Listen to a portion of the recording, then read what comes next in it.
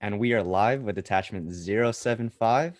Welcome to the ninth episode of the Detachments podcast. It is a beautiful morning here in sunny San Diego. I am Cadet Third Class Jarian Gihama. Alongside with me is my co-host, Cadet Captain Joiz. And as we are Third Class Kinghorn here in the episodes. And also we have Cadet Third Class Brian Soranosos. Welcome on, guys. So for today's episode, we have a retired services personnel with an emphasis of force logistics and readiness. So without further ado, I would like to introduce and welcome Master Sergeant Ken Escobar. Welcome on, sir. Well, thank you, gentlemen. I appreciate your time and effort in putting this together. It's an honor to be here this morning. Well, it's evening at my time, but definitely again, thank you. So again, my name is retired Master Sergeant Ken Escobar. I'm a military veteran of 20 years. I retired last year. My background in the Air Force was a services personnel, as Cadet Garen mentioned. And I've traveled and experienced a lot of places throughout the world. I've been through Korea, Japan, Hawaii, Egypt, Kuwait, Qatar, Germany, and Netherlands. So I've been through a lot of places and TDY and assignments, and I can't say that that the Air Force has did me wrong, but I definitely enjoyed my time. And so again, that that's my background. A little bit about my background. I'm from also. I was born in Fort Hood, Texas, but I call San Diego, California, as my home, as where all my family is right now. And so I'll just say I have two places, but my real home is Fort Hood, Texas. Nice. Well, it's a pleasure to have you on, sir. And it definitely seems like you've been all over with the airport. So I'm definitely going to ask you later on, like about your time in Hawaii, because that's definitely interesting to me. Oh yeah, definitely. Yep. Thank you so much for that introduction, Master Sergeant Escobar. So now moving in, your ranking is E7, Master Sergeant, meaning for those cadets listening in that you are a senior non-commissioned officer. And relating this back to the purpose of the podcast, it's to give ROTC cadets at home a sense of the fields in which airmen work in, and as well relating this back to the officer fields. So relating this to our detachments cadets who are soon to be officers, what officer field did you relate to most? So we can give this episode some clarity. So yeah, so definitely, yeah. So being in, I'll take force support. Being in force support, right? I deal with a lot of officers and high-ranking officials. Being a support mainly, what we do is we ensure we take care of the airmen. We're taking care of families. We're taking care of everything that's on the base that that needs to thrive on the base and to function. With that said, the responsibility of the force support officer really is just to make sure that the mission is still going. Whether that be security forces, because they have their own mission that needs to be done, and we help them. Secure the base. We also have civil engineers that that will also help support the base. Getting everything structured up, and with force support, it's our job to assist in that aspect as well. So you'll see a lot of officers helping out and understanding the missions throughout each agency and squadrons. So with that said, there's a lot of input that needs to be had, with the force support, as far as when our meals going to be provided, when our housing or lodging is going to be provided, when our fitness times going to be provided, because those are all things that really needs to happen in order for that security forces member out there or the aircraft maintainer that's out in the airfield. When are they going to eat? When are they going to be able to go back to their dorms and get a good night rest? They also need to get fitness trained. So when are they going to be able to go to the fitness center?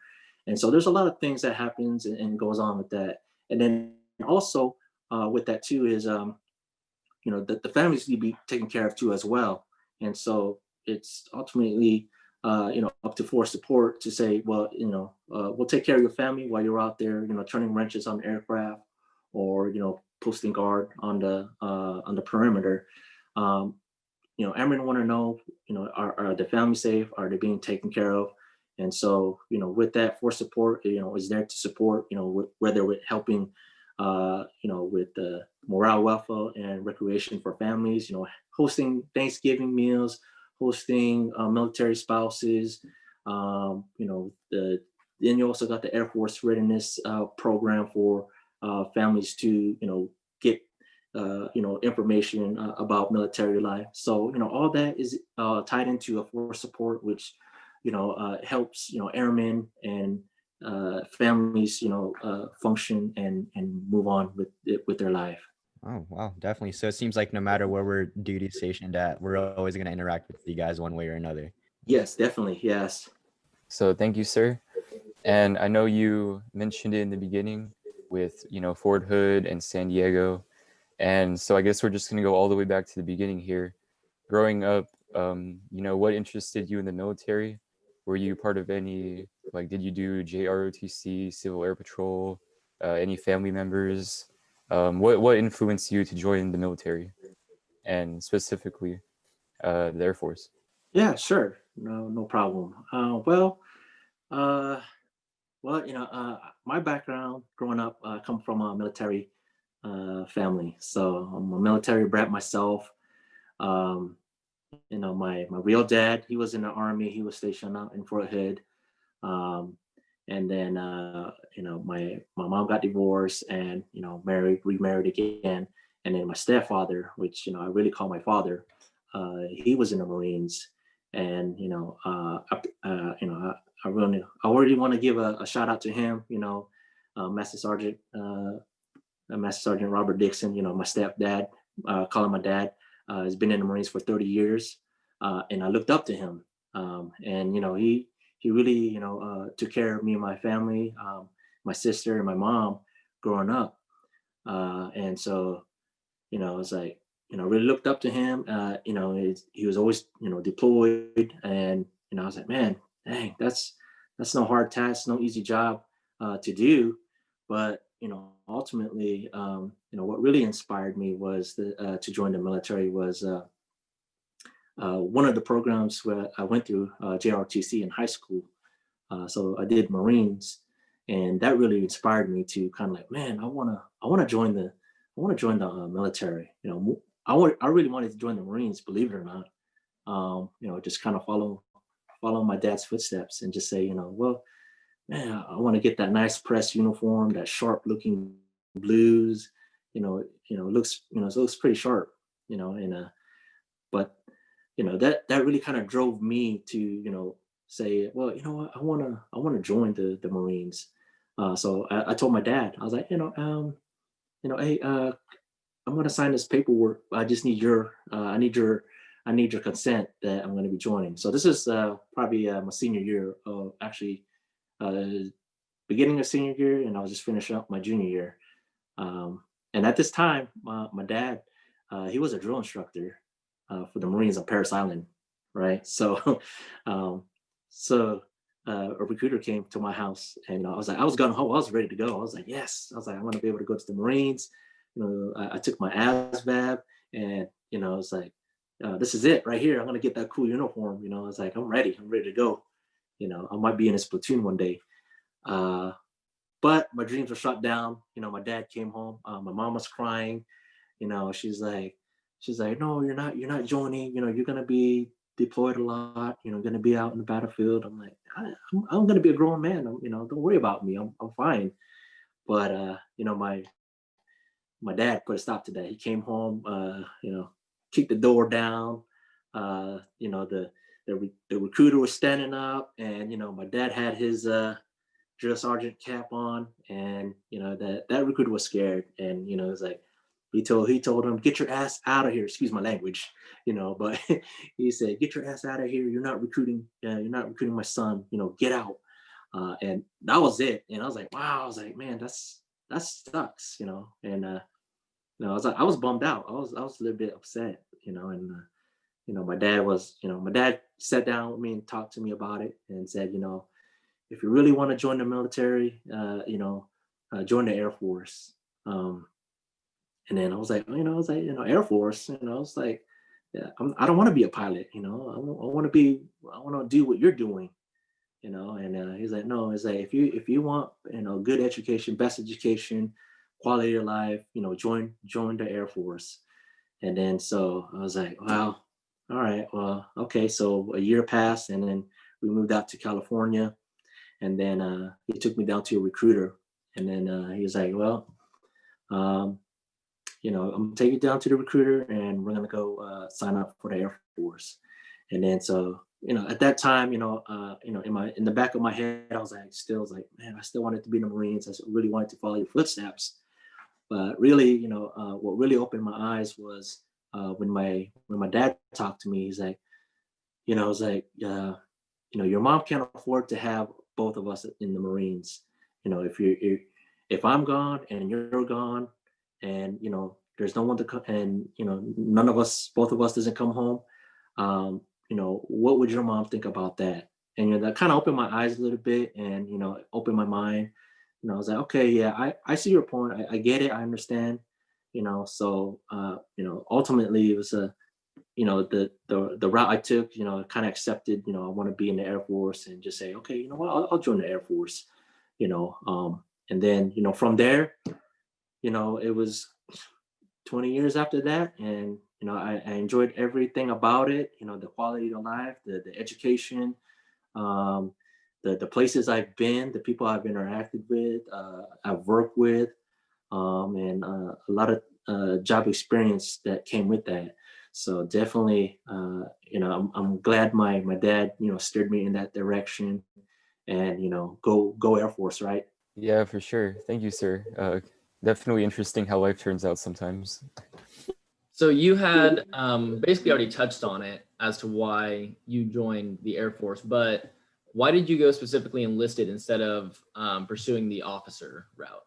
Yeah, sure. No worries. Well, thanks for asking that question. I actually, when I first signed up signed up for the Air Force, I actually wanted to be an officer. I also wanted to be a pilot too as well.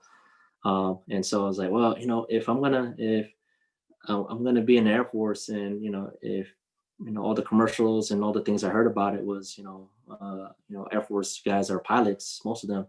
So I was like, oh, okay, well, that kind of interested me. Is I wanted to be a pilot too. So I talked to the recruiter, and kind of asked, well, I'm going to be enlisted. So what's my what will be my achievement, or my glide path, to go into the officer corps.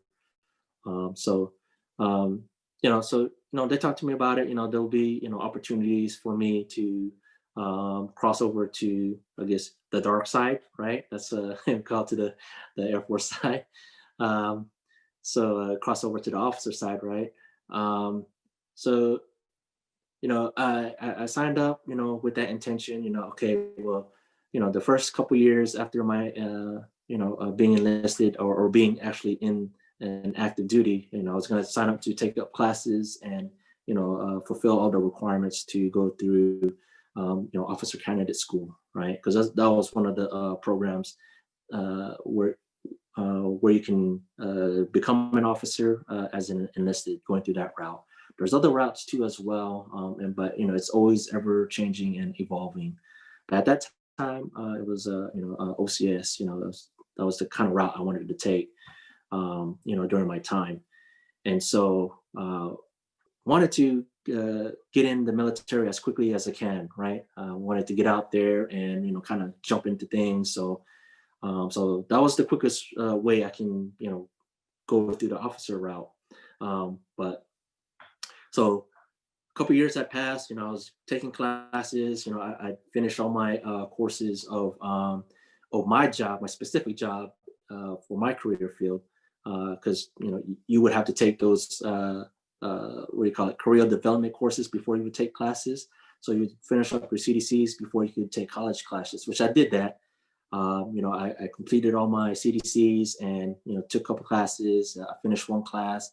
And so I was on my way. I was on track of, okay, I want to be an officer. But then, a lot of things changed, and when 9/11 happened, right? So when 9/11 happened, I was like, oh wow. I was like, well, I was like, I didn't, oh yeah, I was devastated. I was like, man, is this really happening? I was like, I came into work one day and then I saw on the TV, I was like, man, is that a movie? And but everyone was just quiet, at work. And I was like, man, I was like, and at that time I was just complaining. I was like, I was like, oh, I gotta be here at work today. I got some classes to take. And people are just like, "Are you serious right now?" And then I was just like, "No, yeah, I'm being serious." And I got a lot of stuff to do for class. And then they were like, "Oh, the World Trade Tower just got blown up." And I was like, "Are you serious?"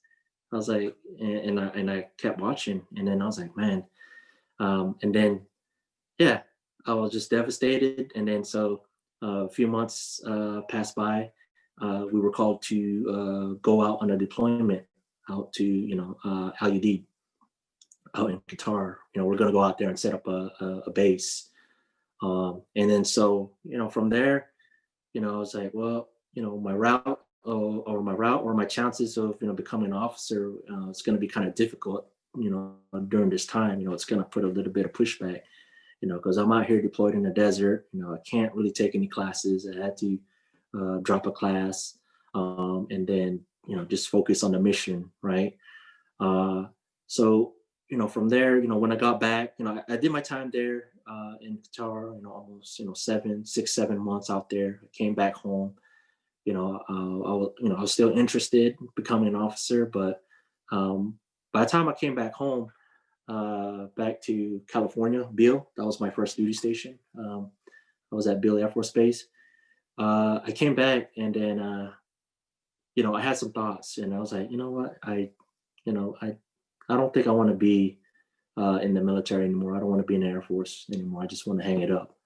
I was like, I don't know. I had no rhyme or reason as to why I wanted to get out. Maybe it was just because, I was out there for so long. It was very austere. It was different. It was, different being deployed. And then so I was like, well, I told my supervisor, I just want to hang it up, and I think I'm done. And then he said, no. I said, you can't be done. It's like you're too early in your career to be doing that. And I was like, well, I don't think this is for me. I want to be with my friends. I want to be back home. This is not. I don't think is for me. The job is not challenging. I went out there for 7 months, and I didn't really much enjoyed it. But a couple months passed by, and then I got assignment to Vocal, Netherlands, to another NATO base. And then from there, I was like, well, you know what? I think I'll just have to remain enlisted. At that time, when I was PCSing out to Europe in the Netherlands, I got promoted. I had just finished testing for staff sergeant, and then so I was like, well, I had increased responsibilities, and I was, managing my own programs. And then so I started to think, I was like, well, maybe enlisted is not too bad. Let me see how far I can go in the enlisted ranks and just go from there. And then so, from there, when I was in the Netherlands, I was, believe it or not, I was a club manager. So I was actually a bartender. I was bartending for the Airmen. It was a pretty cool experience. So it was pretty awesome. So I did that, my tour, and then so I was like, well, let me see, I think I'll just be enlisted. I was like, there was a lot of things that I liked about it, the camaraderie, it's a lot of work.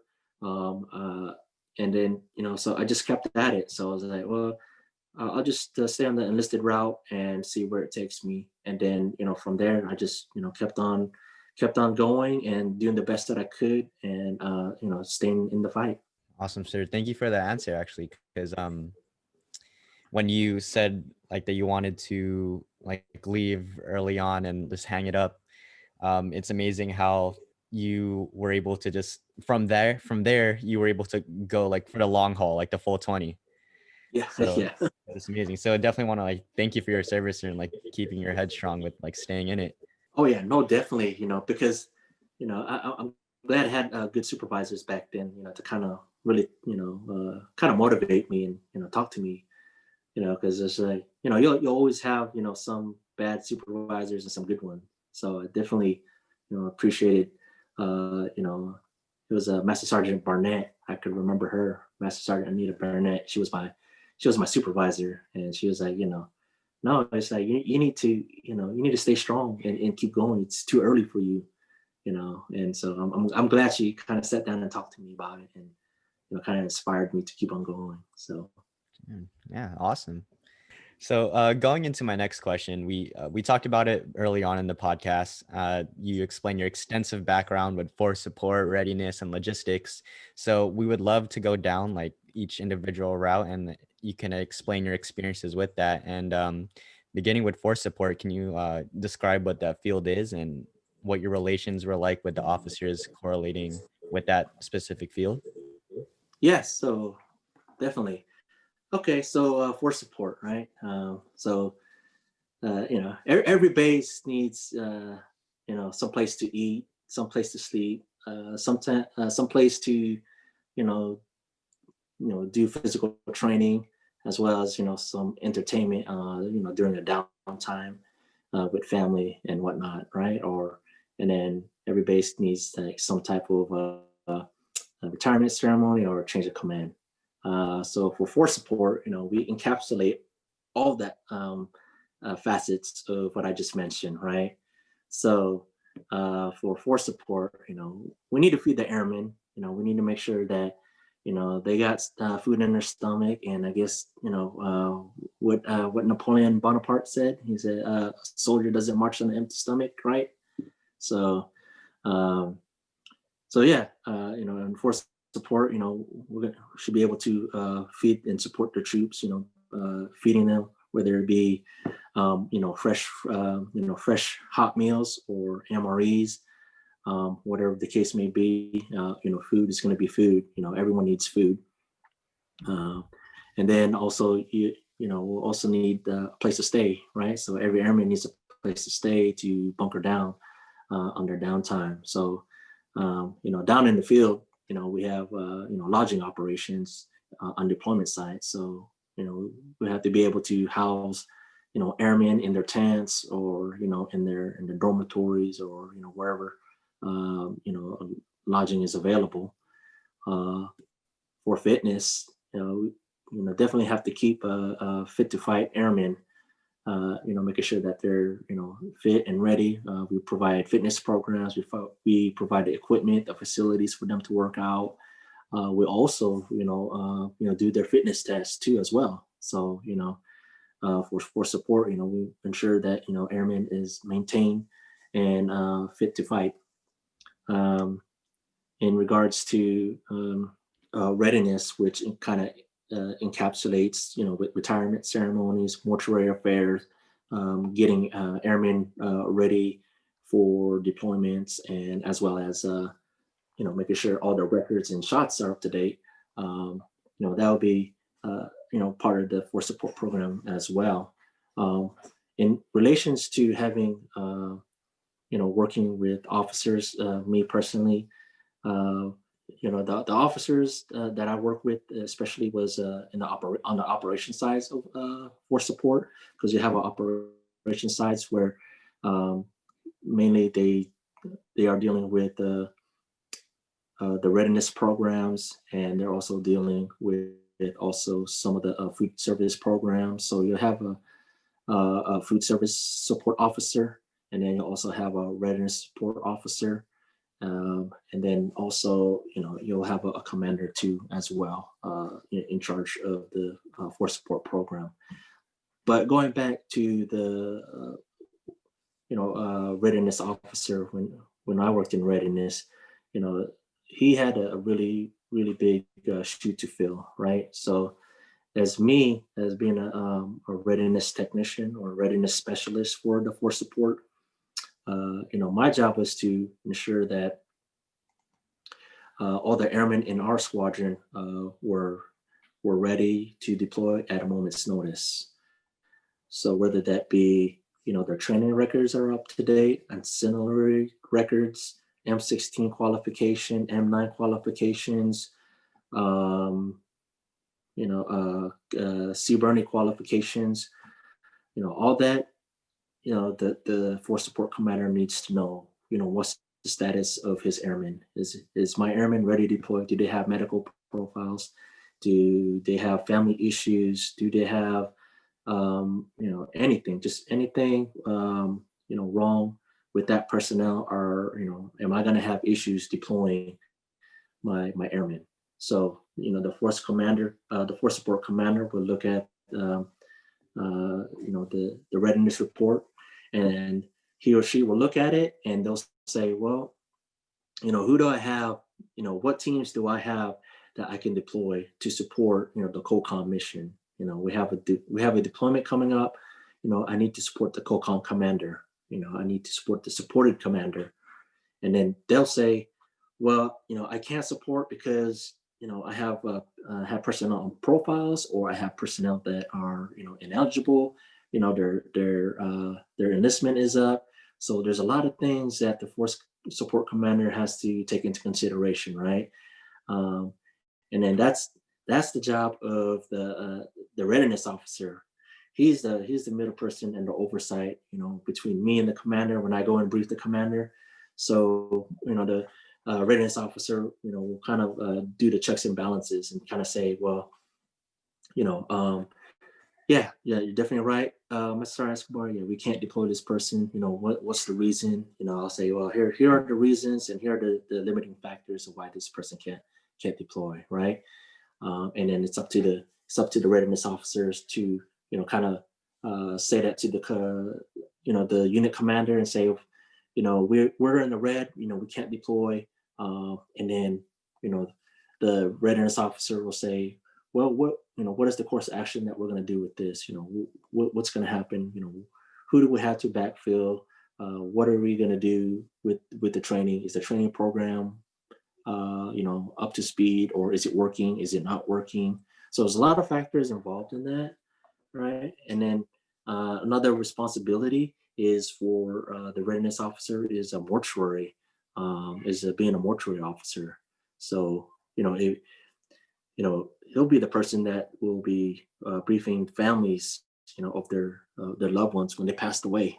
So, it's hard. It's hard for that mortuary officer to say, here are your entitlements, or this is what's going to happen.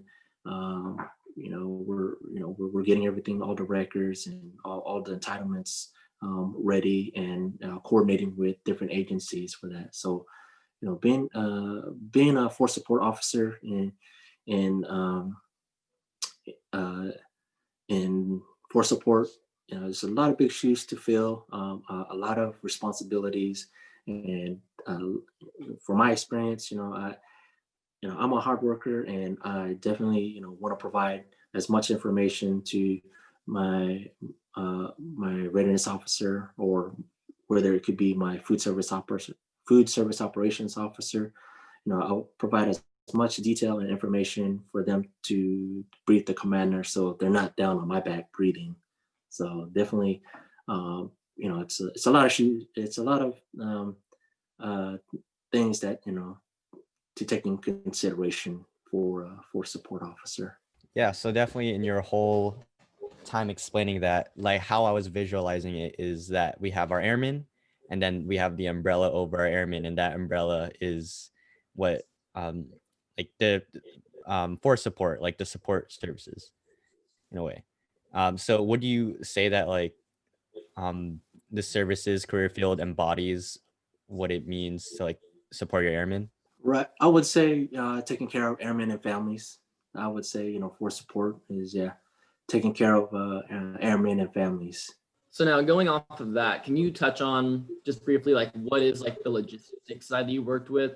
And then what aspects did you personally experience? And then what was the relationship with the logistics officers as well? Sure. Yes. No worries. So, I'll also, I'll bring that back into kind of also, I'll jump between readiness and food service operations, because that's where a lot of the logistics happens, right?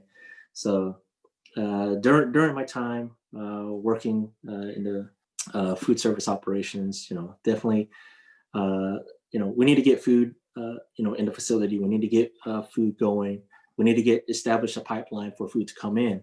So at a deployed location, it's equally vitally important for food to come in, on a steady pace, without any interruptions, right?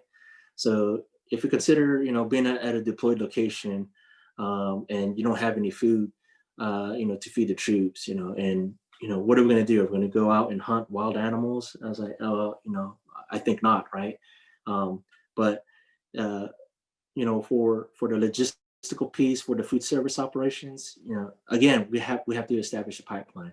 So when I was deployed, my experience working as a rations person at a deployed location, I coordinated with the logistical specialists and officers, and kind of establish, hey, this is the type of food that we need. This is the type of equipment that we need, and also we're going to need a recurring type of ordering established, requisitions to be established, right? So I would coordinate with logistics officers and specialists and say, okay, well, every Monday, Wednesdays, and Fridays is when I need to stock my facility, the kitchen. I need to stock it with foods, because we have very limited storage capacity, at the site. And then, but probably a couple hundred yards out, we have a bigger facility where food is constantly coming in, and there's a bigger refrigeration unit, right? So, when I worked in rations, I would coordinate, all the rations coming in, whether that be, frozen foods, fresh foods, operational rations, which are, the MREs, those compact meals that, are, just heat and serve and, eat it out the packs. So, it would be my responsibility to establish the order pipeline, as well as, ensuring that everything is accounted for. So if there was nothing in the pipeline that was coming in, or if there was an issue, with the product, then I would go to the logistics team and say, hey, what's going on? Why? Where's my MREs, or where's my frozen containers? Where are they at? And working with the logistical team, they would have a team that specializes in coordination for working custom clearance forms at the port, because if you're in a foreign country, you can't just ship anything to that country. There's specific guidelines, there's specific products that are not allowed in the country. So in in a lot of Middle Eastern countries, you can't import pork into the country, so that's a big no. But there are times where stuff gets held up because there's things that are on a manifest that the custom officer sees that says, well, I don't know what this product is, so it's made in America, or where is it made from? And that's the type of things that the logistical officer has to kind of annotate and work the issues to say, well, this is for a U.S. government, and it's going to be on base. It's not going to be served out into the public populace out in your country. It's on a U.S. installation, and it's going to go from the port straight to the base, right? So, working with those teams, they also have a lot of shoes to fill when it comes to that, because it's no easy task, trying to get things moving or shipped, because I'm sure there's a ton of other things that are being, shipped in, whether it be tanks, Humvees, or, whatnot. There's a lot of things that, has to be taken into consideration for, the logistical officers to, to run that program. So now we'd like to move it on over into a deployments section. You mentioned at the beginning that you're in a different time zone. And we just like to acknowledge that. And thank you for still coming on, even working with difficulties at hand. But can you talk to the viewers out there sort of a little bit about your deployment style, the structure, where you went, where you've gone, and your current deployment status? So yeah, again, thank you for that question. So yeah, I've been to a couple deployments and even short ones. So the two big deployments that I've been on to was Operation Enduring Freedom, and that was when 9/11 first kicked off, right? So I was deployed to Qatar twice. I was out there, 6 to 7 months at a time. Being at a deployed location is is definitely different, from being stationed at a home base. There's not a lot of what do you call it, infrastructure at a deployed site, depending on where you go, actually. So I'll give you an example for my first deployment when I was out in Qatar. It was a bare base. We had to build everything up from the ground up. There was some infrastructure out there, but not so much. So you know we had to basically build a base up from the ground up. We set up tents. We went out there. We set up tents. We established dirt roads. Hooked up ECU, electrical, environmental controlled units. Those are like the ACs and the heating units. We had to establish our field kitchens out there, our mobile kitchens. We had to establish, where people are going to sleep, how far from the flight line our air crew is supposed to be. Where's our fitness center going to be? We had to set that up. So we kind of had a makeshift fitness center, at the beginning. It was kind of in a, it's like in there was like an old runway, but then they had those barriers that, for those aircraft to house in, but it was, the top was open. And then so there, we just had like makeshift equipment there, and, people would just go out there and kind of do a self-directed fitness center type of thing. And then we also had, at the beginning, we just had people eating MREs, because that's the quickest thing that we can get at that time, because we didn't really have any kitchen established. So once we established our kitchen and able to cook, fresher meals, then we would. But being at a deployed location, you don't have a lot of the necessities at home. When you're deployed location too as well, you probably have 10 to 12 people in your tent, and it's crowded in there, and you only have one button for turning on the light. So but you will have string of lights going up and down the tents of where where you sleep and where your cot is at. But what we do is just unscrew the light bulb. We left the light on, but we just unscrewed the light bulb. So that way, if there was people that wanted to read, or they were on a different shift, that they can see when they're going to their cot, right? And yeah, it doesn't sound as bad as I make it to seem, but I'm sure there's the Army and the Marines, they have it worse. They either sleep in tanks or in foxholes, right? So we had, Air Force has the luxury of sleeping in tents and having air conditioned units, and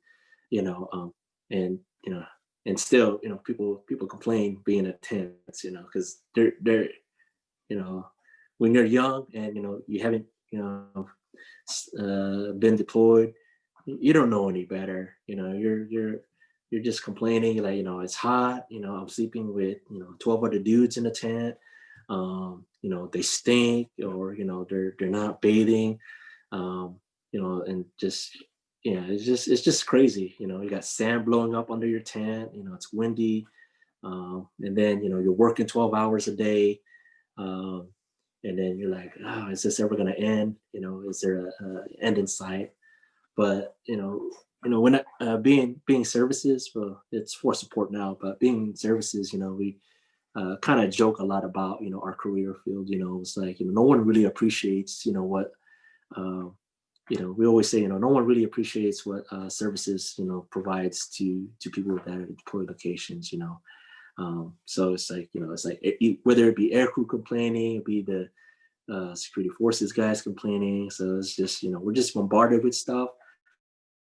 But, for me, it was just like, we provide you guys food, we give you guys food, a hot meal. If we can, we give you guys your 10 assignments, your lodging assignments, also provide you your fitness when you're, want to work out or release some stress. And then at the end of the day, we provide entertainment, because in a deployed location, sometimes we have, the force support coordinating trips, either going downtown, depending on the location. We either coordinate trips to go downtown or, to special locations, or we bring in the USO, we bring in bands, entertainment, comedians. We coordinate all those entertainment for support. And then every now and then you'll probably have some beer at the deploy location, but it's called we call it near beer. It's like 0% alcohol, but it kind of tastes like beer. It's kind of weird, so it's strange. Service does a lot, for deployed.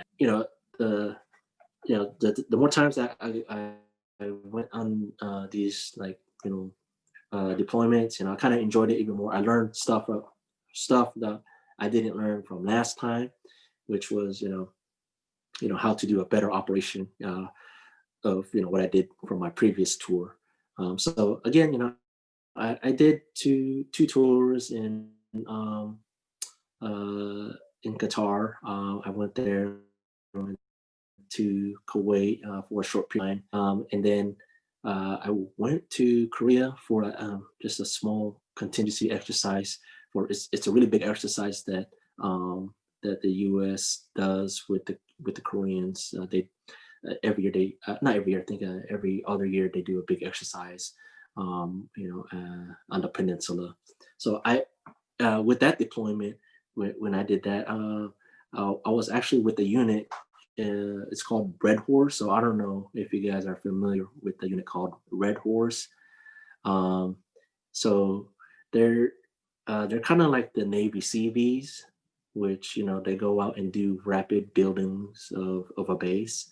So Red Horse, there's an acronym for it, but Red Horse, these are like specialized units. They're squadrons, and they wear the red caps.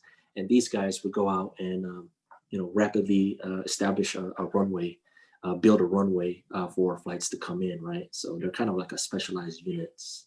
So Red Horse to kind of Red Horse stands for Rapid Engineer Deployable Heavy Operational Repair Squadron Engineers. Yeah, it's a pretty long acronym. I wouldn't expect you to know that Thank one.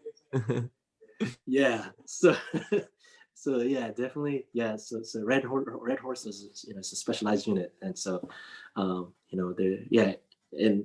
with that long acronym, it's mostly a lot of engineers that are in that squadron, and we also believe it or not, there is also force support attached to that. So there's always some force support that's attached with the Red Horse unit, embedded, because again, it goes back to we got to feed them, right? We got to feed them, we got to house them, and get their fitness, right? So that's. All right, yes, sir. Thank you for the insight on active duty. So, from my understanding, in your final years in the Air Force, as well as right now, you did a lot with the Air Force Wounded Warrior Project. And could you elaborate more on that? What you've done with them, as well as how they've helped you out? Yeah, sure. Thanks, Brian. I appreciate that. Yeah, so a lot of people get the Wounded Warrior Project and the Air Force Wounded Warrior Program mixed up. And so not too long ago, probably 3 years ago, I was diagnosed with a brain tumor. Luckily, it was non-cancerous and it was a benign.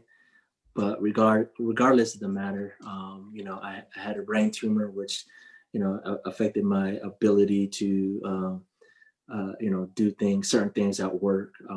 And I would, have migraines and headaches constantly, and I could never, figure out what it was. And then so until, I went to a specialized doctor, a neurologist, and he took MRI and sat me down once he got my results and kind of said, hey, we got some good news and bad news. And so I was like, oh, okay, this was my time when I was here in Germany, actually. So this is my second time in Germany. So the first time I was in Germany in 2017 is when I was diagnosed with with a brain tumor, and this one was called specifically as acoustic neuroma. So it's a tumor that sits on your ear nerve, and if it grows big enough, it will press against your brainstem, right? And so, and that's ultimately what my doctor said, right? So he said, hey, I got some good news and some bad news. So I was like, well, what's the bad news? He's like, well, the bad news is you have a tumor and it's pressing against your brainstem, and that's more than likely why you've been having all these migraines, the past couple of years. And so I was like, wow, okay, well,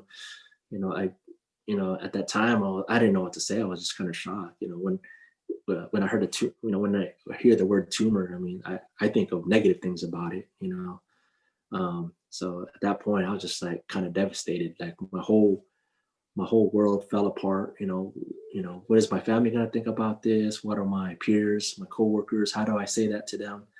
I still have a lot in me that I want to accomplish in my military career, right? And so I was coming up on my 18-year mark, 19-year mark, right? So I was like, hey, I still have a lot in me. And then from there, I was, the good news that my doctor said is that, well, the good news is that it's not cancerous. So I was like, oh, okay, well, but still it's a tumor, so I wasn't kind of piecing together stuff. So he was like, I was like, you have a tumor, it's non-cancerous. And so, oh, okay, well, once he said non-cancerous, I was just kind of a little bit relieved. But, he did say, I was like, if you don't get the tumor taken care of, and you just might die. You might not wake up, because he said, because he didn't know how fast it was growing or what the conditions were, but all he knew is that there was a mass there and it was pressing against the brainstem. And then he said, if it grows larger, you might not know it and you might not wake up and you'll just be in bed, never waking up again, because there's no signs of you telling you that hey, to wake up from your sleep. So it's that was kind of a scary thing when he said that. So I was like, wow. And so once I got my results and he sat down and talked to me what my options are for surgery, I was medevaced out here from Ramstein to San Antonio, Texas. I did my surgery out there. I brought my family with me, my wife Munju. My parents took my kids with them back to California so they can finish out school. So we were separated from them. It was a really hard time for us, for all of us, right? Because I didn't know how this operation was going to go. I started doing research and understanding more about it, and then I was kind of worried for my career too, as well. I was like, well, am I going to come back on active duty, or am I going to be retired, or what's going to happen to me? Knowing all that, kind of led me to a depression type of stage.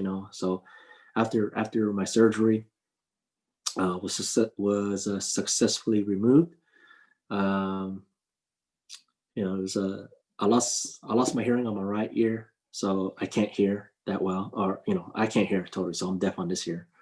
I I lost balance. I had to be in a wheelchair, on a walker, and on the cane. So, that was one of the struggles that I had to go through. And then just the constant pain when they had cut me open here on the side, because that's where my surgery is, right here. I don't know if you can see it, but they did surgery on this side, on my right side, and that's it's still painful to this day. There's a metal plate in there, but I learned to deal with it, and just kind of keep it warm when needed, right? So, because when it gets cold, when you have something metal in your body parts, it tends to hurt, basically. So, transitioning into the Air Force Wounded Warrior program, that's where they came in and kind of helped me, help me throughout my recovery and my rehabilitation, right? So, I didn't know that program existed. Actually, I take that back. I kind of knew that they existed, but it didn't really interest me because, for that, I would always assume it was for people that lost their legs, or in a minefield, or at a IED. So that's how I thought the Wounded Warrior for the Air Force was. I was like, oh, okay, those are guys for for battle scars, and that they don't deal with people like me, my case. But I was introduced to one of the recovery care coordinators, and at the hospital at San Antonio, and she kind of introduced me to the team and the staff, and told me what Air Force Wounded Warrior program was all about. And I was like, wow, I was like, you guys really exist? This is what you guys really do, for service members, that are on active duty. And I was like, yeah, each service branch of service has their own Wounded Warrior program for service members, whether they're wounded, ill, or injured, right? So those are the criteria, that were to be met to be in the program. So I was ill, that time. During that time I was ill. I had I had a brain tumor, and they accepted me into the program, and they cared for me. They helped me with my rehabilitation, and try to get me where I need to be at in my life. And I'm still in that program. So with the Air Force Wounded Warrior program, what they do is they help recovering airmen, from, like my case, I had a brain tumor. They help airmen with cancer that are, recovering from cancer. They help airmen that were coming off on the battlefield, and, they lost, their legs or their arms, their eyesight, whatever the case may be. There was a lot of, warriors that I've met during my time when I was, in that program. So, well, I'm still in it. I'm sorry, and I do keep in touch with those guys still. And we share a lot of stories. We share a lot of similarities. It's like, people don't, stories like, people don't understand us, what we're going through. We have invisible wounds that people don't really understand. They can't relate to us because from the outside, they're thinking, oh, he's fine. There's, he or she is fine. There's nothing wrong with them. Why is that person always like a negative Nancy, or, whatever negative person? But you really don't know that person until you get to know them from the inside, right? And so, with this program, we kind of understood each other's, feelings, and, just talk about it, and how to deal with it. It's like, and you learn a lot being in that program. And I wish a lot of, I don't want to say normal people, but I wish a lot of commanders and first sergeants know about that program, and are aware of that program, because there are a lot of airmen out there, that are dealing with a lot of stuff, whether it be mental issues, sexual harassment, or rape cases, all that stuff. It gets to the best of people, right? And with this program, if people are known, about the program and well aware of it, I definitely think it can help, airmen, with them recovering and kind of understanding, how to deal with, stuff like that. So, I'll go a little bit into into what the program provides. So, with the Air Force Wounded Warrior program, every quarter they always they host an event. It's called a care event, right? And it's a multitude of things that like sub programs that they have. You can go into programs such as there's called caregivers, right? So caregivers is mostly for families that are taking care of their the ill or wounded airmen, right? So these caregivers do a lot for for their spouse, whether personal hygiene, cooking meals, making sure that they take their medication on time, pushing their wheelchair around, helping them get out of bed, grooming standards, that's, a lot of things is put onto a caregiver that, people don't think about, right? So, these caregivers, they also need support too, and they're part of the program too as well. So, the Air Force, the AFW2, we call it, they bring the caregivers on board, to help deal with that stress and that the new normal, as we call it, So, with that, caregivers are involved. They have their own events that that they do. They have spouses, male, female, to kind of get their thoughts and share ideas and say hey, yeah, this is what my husband's dealing with. This is how I was able to help them with their life, and keep moving, keep being motivated, right? So so they have that one, they have that event. The other event is also helping helping the airmen with sports activities. So we have adaptive sports, and those are one of my favorites that I enjoyed, going to, is adaptive sports, right? So, there's, my favorite was doing the shooting, the air rifling, right? So there's events for air rifling. You have air rifling, adaptive cycling. You have what do you call it? They just now introduced like a weightlifting in there too. There's swimming, adaptive swimming. There's man, the people that swim, they're that have one leg and they swim, man, they are amazing. They are a special type of people, and it's like for me to see that, with a person swimming with just one leg or even with one arm, is like, man, I was like, it's doable. I was like, why am I complaining that I can't do it? When that person is, putting the heart and soul into swimming with, with just one arm and one leg. I was like, come on, what's wrong with the world, right? I was like, never say you can't do anything in the world. Anything's possible. And that opened my eyes, when I was in that program, is to see, I was like, man, there's a lot of warriors in here. They're happy. They're just doing great things. With what with what they have, right? Whether they're limited by what they can do, and so that was an awesome thing, to see, to really open my eyes. And every quarter, when I was when I was still in the military, I would try to go to this event because I wanted to see how people progressed. I wanted to see new people, and how they're doing, and what they're dealing with, right? So, and it's like, oh, that was an awesome, great feeling, to be a part of. So and another thing that the program helps too is for warriors that are transitioning out into the civilian life.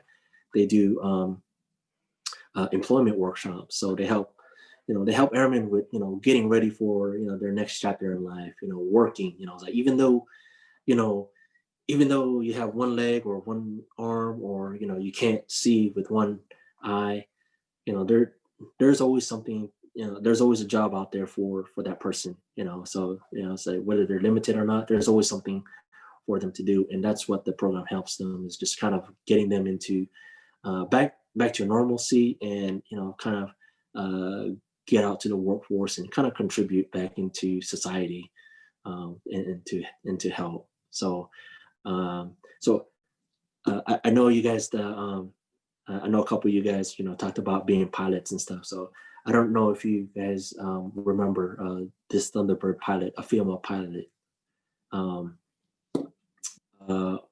Major Malakowski. She was a Thunderbird. She was the first female Thunderbird pilot, and she was in a program, in the AFW2 program.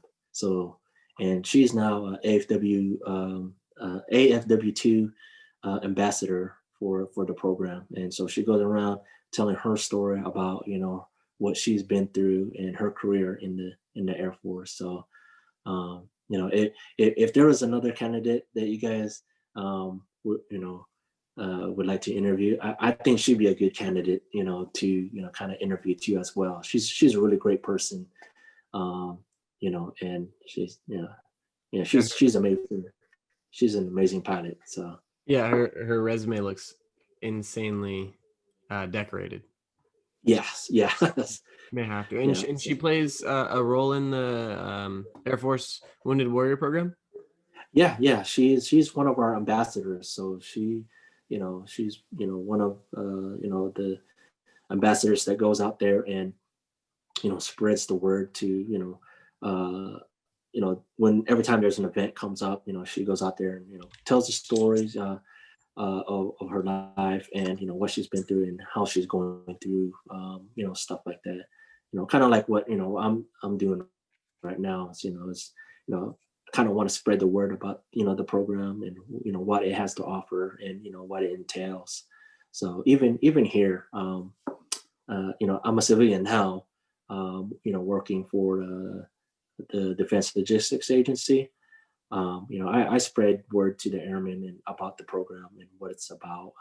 Even I have some connections on Ramstein, and I tell them about the program and what it's about. Even though they're healthy, and they're just normal people, but who knows? Maybe they might have a airman underneath them that might need it, and it just helps. It just helps with coping, with some of the things that are happening in your life. So, well, with that, every guest that comes on the show, we typically ask them one primary question, and that question relates to cadets directly. And so we'll go ahead and ask you this question. This question is, what does leadership mean to you? Well, thank you. I appreciate that question. Wow. Yeah, no, definitely. This is starting to sound like my retirement ceremony all over again.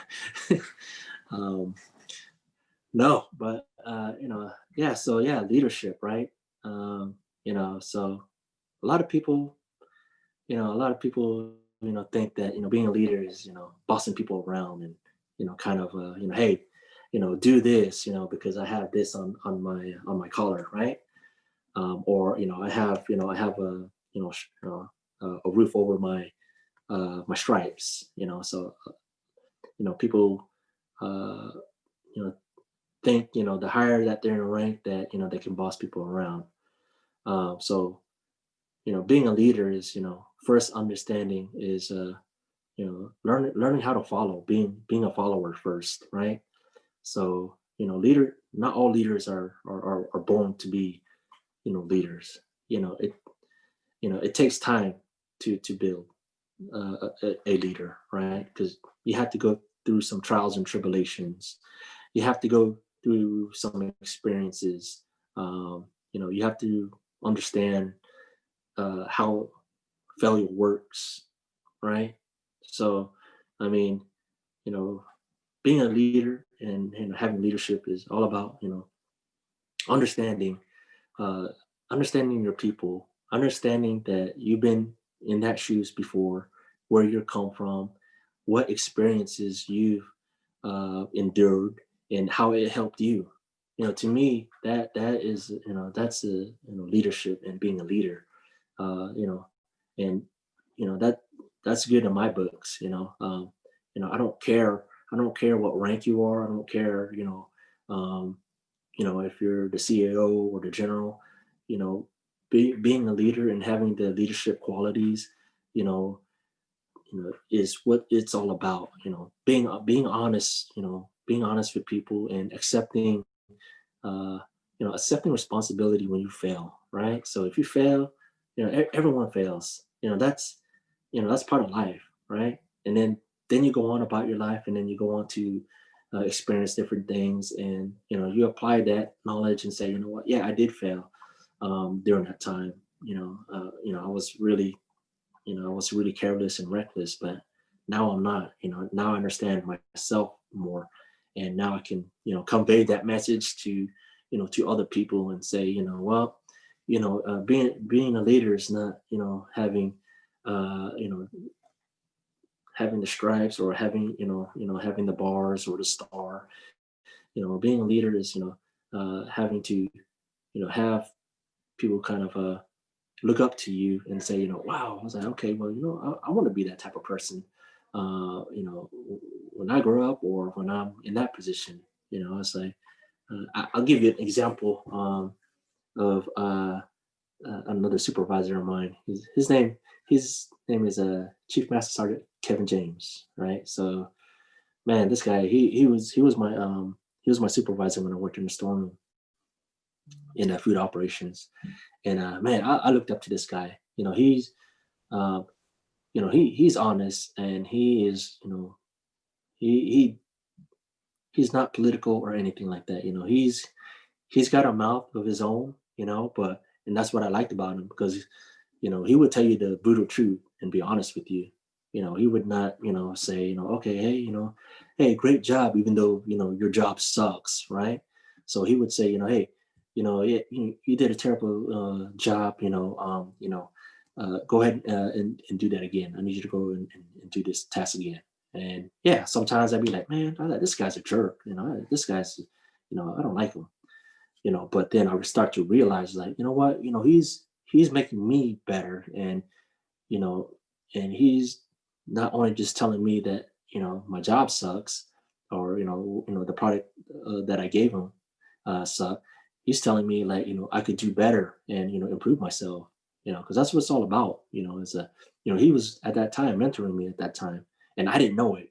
To me, I was just a young A1C airman, and he was a staff sergeant, and he was like, man, this guy's just bossing me around, because Kevin James, he's a big dude. He's huge, man. He's like a bodybuilder.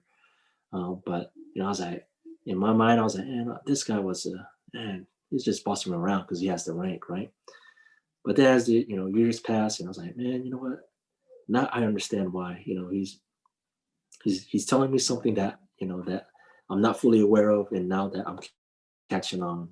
And then so from there, it's like, okay, I looked up to him, and and now, well, he's retired now, but he made it up all the way to E9, Chief Master Sergeant, right? So I was like, man, I was like, dang, so he's you know he could be honestly, just like have a bad mouth and still make it up there, but he was honest, play around and sugarcoat anything. So, and to me, he was a great leader, and I appreciate his honesty and his feedback, because anyone could say that hey, you're a great worker, and but really they kind of say something behind their peers and say yeah, Airman so and so is a social worker, but maybe maybe they need to be improved, right?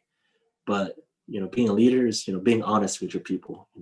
If you suck at your work, you suck. And then that leader should be able to say, okay, well, you suck, but this is what I'm going to do to help you out. Because I've been through that, and I know what you're going through, type of thing. So to me, yeah, that's I hope I hope that makes sense. No, that makes perfect sense, sir. Thank you for that great answer. So Yeah, I guess this concludes our 9th episode with Live with Detachment 075. Thank you to the fellow cadets that accompanied us during this episode, and a very special thank you to um, Master Sergeant Ken Escobar. Thank you for your continued service even after retiring and staying strong, sir. Thank you. Yeah, well, thank you again, and being part of this experience. I really appreciate it, and I hope I was able to inspire you or get to inspire others out there. It's just I really enjoy seeing cadets like yourselves and young airmen, interested in joining the Air Force or even just the military itself, because you guys are our next generation and leading our greatest armed forces in the world. And I hope that you're able to take some of my personal thoughts and feelings on things, and kind of take that with you as you move along in your careers or in your endeavors. And again, thank you again, and I wish you all the best of luck. I really do. And and if there's anything else that you guys would like to ask questions or I didn't cover, just definitely reach out to me. And I'm my family member here, Brian. I'm sure he'll reach out to me and ask some questions. But enjoy the Air Force or enjoy the military, and definitely take care of your people. I know you guys are going to be up and coming officers. Definitely take care of the people, your NCOs. Definitely take care of them, because they can make or break your career. And you're really the top cover, for those guys, because they're out there every day, doing their hard work, intensive labor, and then for you to cover for them and attend to their needs is really what it's all about. And that's a lot of the NCOs really appreciate that. Especially when an officer comes out from behind their desk and not always directing orders from their desk. They be out there with your people and understand what they do, see where they're at, and just be personable with them, because we're all human beings. We're all on the same team, we're all on the same and we're all in the same fight and everything. So that's my take on things. So again, thank you guys. I appreciate you all. Thank you, sir. It's been a pleasure. Thank you so coming, much for coming on, Master Sergeant Escobar. Appreciate it.